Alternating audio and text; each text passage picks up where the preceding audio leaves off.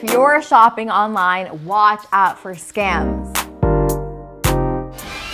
It's the most wonderful time of the year, from eggnog to holiday parties and gifts, lots and lots of gifts.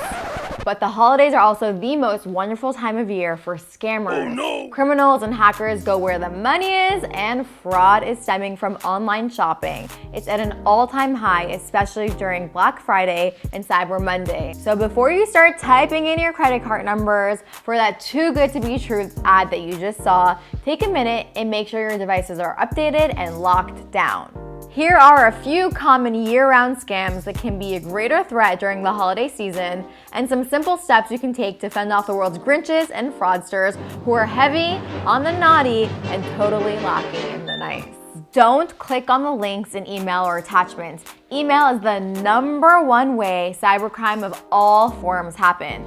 Hackers send what's called a phishing site that looks exactly like a real shopping site, when in fact, it's a copy of that site. Earlier this month, Macy's reported that hackers planted malicious code on its website to capture details such as names, home addresses, email addresses, and credit card numbers of online shoppers. So when you type in your credit card information and password, that information gets sent straight to the crook. In the same way that you should avoid clicking on email links, don't open up attachments from retailers.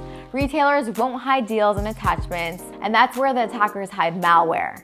Spoiler alert, spoiler alert. Avoid pop-ups and ads. Malware and viruses aren't just spread via email. They can follow you around the internet in the form of pop-ups and advertisements, aka malvertising or malicious advertising. These types of ads can send you to sites that ask for your information, but they can also infect your device with a wide variety of harmful programming, including adware, spyware, and ransomware. So this is a form of malware that locks up your computer or specific files and forces you to pay to get access back. Open sites directly. So when your favorite retailer sends you an email with a tempting promotion that's out of this world discount, don't click on it. Go directly to the retailer's website, typing in its name in your browser rather than clicking on a link. If a deal is legit, it'll always be on the company's site, so you won't miss out. Watch the URL when shopping online. Check the website's URL carefully.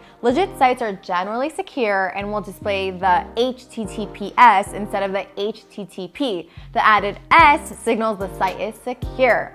I also recommend you look for the lock symbol at the left-hand side of the search URL bar. It's another indication that the site is secure.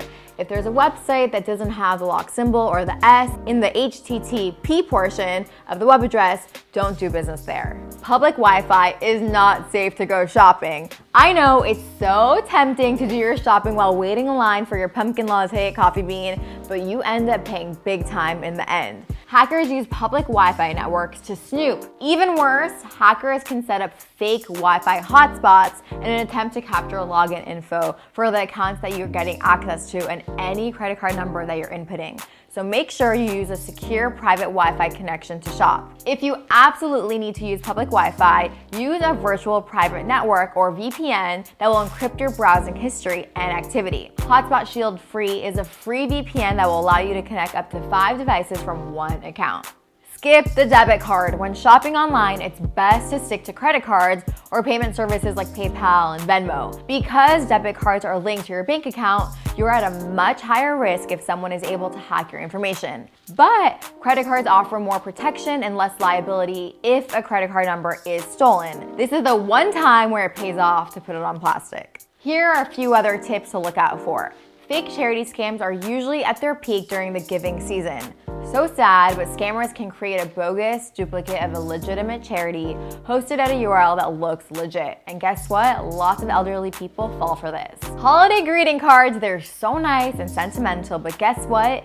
A lot of times those e-cards that come out of the blue are hacked. Hackers will sometimes send these cards out to everyone on the contact list that has had a compromised email account. Attackers might also have obtained information about your family from a data breach, and they can be impersonating someone who's been using a newly registered email account, so be careful with that. I love that people are getting better at spotting online scams, but it's really hard to keep up with these cyber attacks, especially this time of year. You cannot click on 99 bad links, but then guess what? The 100th one will get you. Here are my thoughts. Given all the threats to online shoppers, tech companies, and retailers need to do more to protect consumers. They blame the consumer for making mistakes, but really, they should be looking inward and asking themselves why they designed a system that would allow something like that to happen in the first place. Consumers are the ones that need help.